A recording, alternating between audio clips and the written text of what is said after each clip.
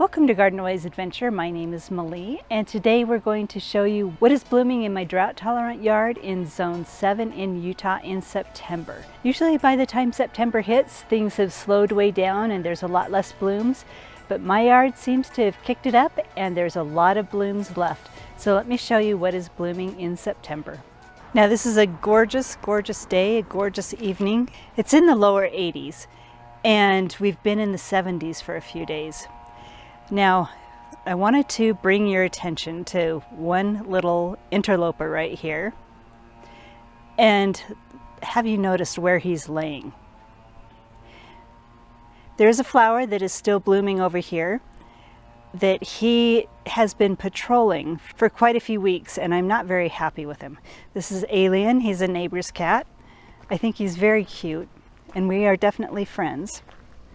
But I want to show you something. Notice the smashed spots in my Zauschneria. There's one here with broken off branches, and this one's actually started to grow back just a little bit. This is where the hummingbirds visit, and if you notice hiding little cat, he hides in the Zauschneria and around the Zauschneria, and he's been ambushing hummingbirds. Not an approved activity here, but not one that I've been able to stop. So anyway, Alien, hummingbirds are not to eat. They're just to appreciate, even if you're cute. So I guess that just leads us to one of the first things that I wanted to talk about that is still blooming in September in Zone 6/7 in Utah is the Zauschneria. It has not only not slowed down, it has ramped up, and it will keep going until the end of the year, which, our normal first frost date is right around mid-October. So we don't have much longer, but it is glorious right now. Another plant that has not stopped blooming this year is my Dianthus. These have been absolutely amazing. This one's getting eaten by the strawberries, but they have not stopped blooming at all. Another one in my front yard that has not stopped blooming is the drops of Jupiter oregano. Look how gorgeous that is. I have absolutely loved this plant. It's been blooming for over a month and it looks like it's going to keep going. Another one that is in full bloom right now is the Autumn Fire Sedum. Love the color. Don't love the addition of the grasshopper on it. The grasshoppers this year have been a real pain. There's so many of them. They've been eating just about everything. Right next to that is my mum. This is just a regular garden mum, a yellow one, and I did not chop it back this year. Usually with garden mums, you should start cutting them back in June and cut them back 2 or 3 times to keep them more compact and bushy so they don't split open in the center like this. I didn't have time to do that this year, so they are split open, but they are going to have gorgeous color. Let me go show you another color of mum that I have. So here is a different color of mum next to another yellow one, and I really love the color contrast with those. And contrast that with the Pugster blue butterfly bush that is still in bloom. It's continuing to bloom and it's absolutely gorgeous. Now this isn't a flower and neither are those, but I absolutely love grasses this time of year. This time of year the grasses really shine, literally, in the sun. This one's a Mexican feathergrass. This one over here is the Overdam feather reed grass. It's a really beautiful plant. I like to leave this one up over the winter because the flower stalks on it just are absolutely gorgeous throughout the winter time. Another one is a Rochelbrush. I know I'm not pronouncing that correctly, but it's a switchgrass that starts turning a little bronze at the tips in the fall. It's absolutely gorgeous. We see the flower stalks on those, and I think they're really pretty. So grasses are a way to add color and texture to your landscape in the fall. Here's another sedum. I don't know the name on this one.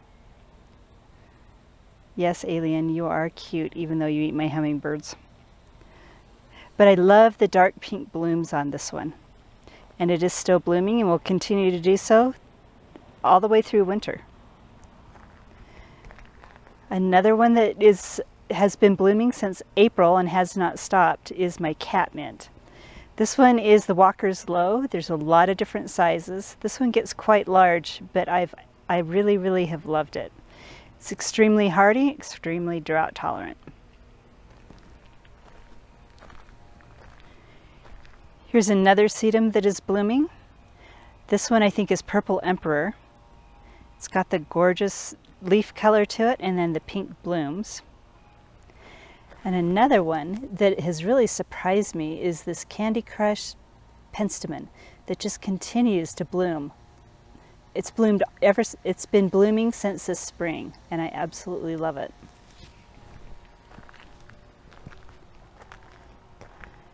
Another one that is still blooming, it's been blooming for about a month now, is my Agastacy, or Hummingbird Mint. And this one is another one that is absolutely gorgeous. I love the orange color to this. And here in my side yard, we have a few more plants that are continuing to bloom. This is my Chaste Tree. And if you notice, we have seed pods from the old blooms. The main bloom is in June. But we've just had these little tiny side blooms continue to sprout. And they just haven't stopped. There's not a lot of them, but they just continue to bloom. Another one that hasn't stopped blooming is my Moonshine Nero. That one I really love. I love the gray foliage of the leaves and the yellow of the flowers. This one is extremely drought tolerant with a very long bloom time. It starts blooming in May, and if you cut back the spent blooms, it just keeps going. This is my Amethyst Pugster butterfly bush, and it's continuing to bloom and looking beautiful.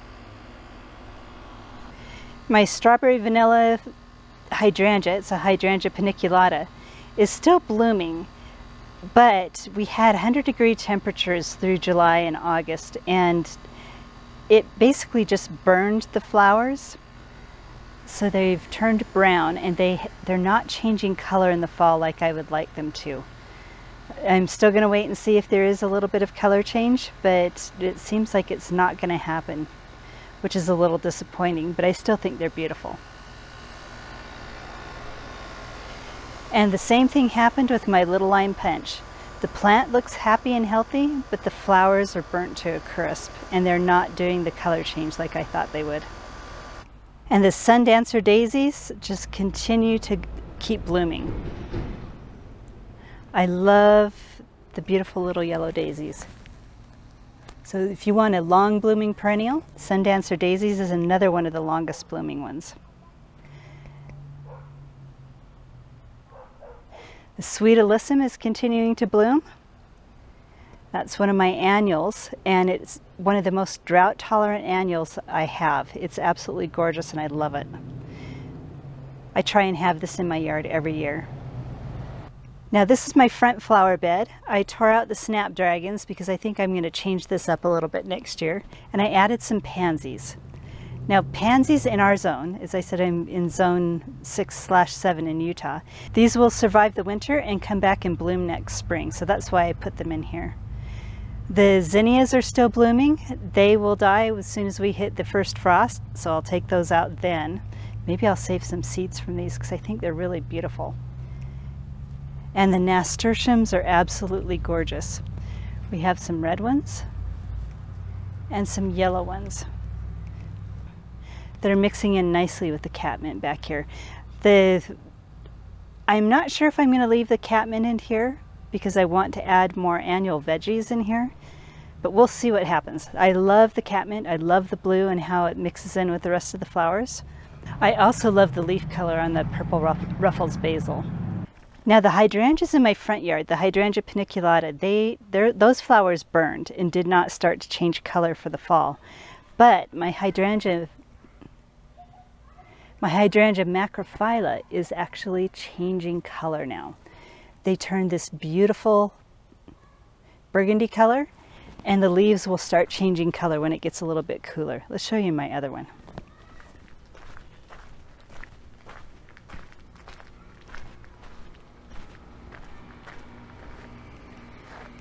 This one's also changing color. We've got the beautiful brand new pink flowers that are out. I don't think we're going to get any more blooms on this, but we've got some fresh ones there that will turn to green. You can kind of see how these down here are green and starting to get tinged with that beautiful, oh, hi little baby spider there. It's visiting my plant. But anyway, the flowers will go from green to this burgundy color, and then the leaves will change. And it looks like we're starting to get a little bit more chlorosis as it's getting cooler again, so I need to go get some chelated iron and add that. I need to add chelated iron in fall and in spring to these plants to keep them from having chlorosis. Another one that's still blooming, that's been blooming all year, is my lamium. They have these gorgeous purple flowers, and I absolutely love those.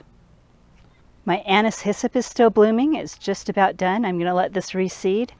It's a wonderful perennial to have here. It smells really, the leaves smell really good. It's kind of got a licorice mint scent, and that's what it's also, that's another name for it. It's also called licorice mint. And I think it's a great pollinator attractant, so I'm going to allow a bigger patch of this to grow. This one's just a volunteer that showed up from a plant that I planted 10 years ago up in my garden area up there. Now these are a little harder to see what it looks like, but this is my Sunchokes. Another name for them is Jerusalem artichoke, and they have these gorgeous yellow flowers on these really tall stalks. I think these are probably 7 or 8 feet tall. They're planted in my Vajayga garden bed. The tubers are edible, and I'll be harvesting those in the fall.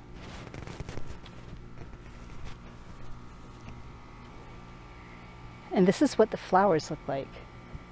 They're just pretty little sunflower-like flowers.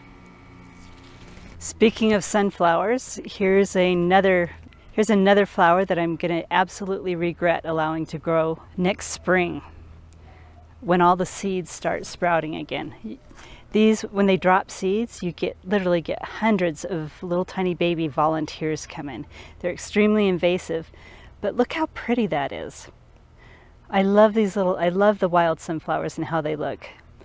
And I definitely try to remind myself of how bad it is trying to weed out all the little seedlings every year, but I end up leaving one anyway. But yeah, they're absolutely gorgeous, and the pollinators love them. I may need to remove this here shortly though, just so that I don't hate myself so much next spring. Then we've got all the garden annuals still blooming. We have the Thai basil over there blooming beautifully. We've got the borage still going, bringing in pollinators. The marigolds are extremely happy.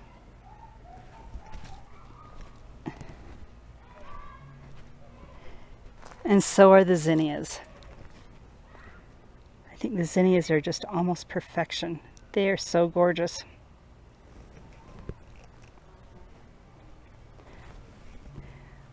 We've got several different types of calendula. This is one of my favorite ones, and I can't remember what it's called, but they're so pretty. There's a couple of different varieties.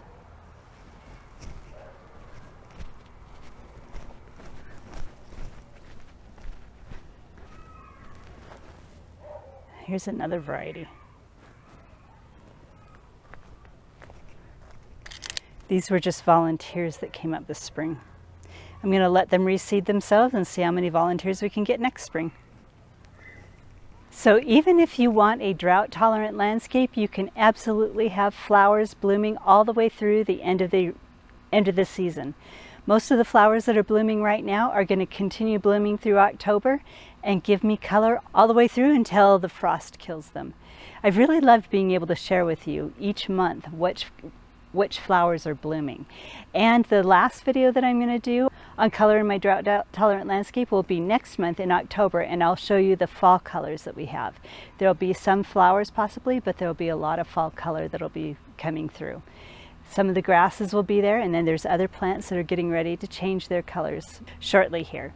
So I would love to hear what you're growing in your landscape and love to hear what is blooming in your landscape.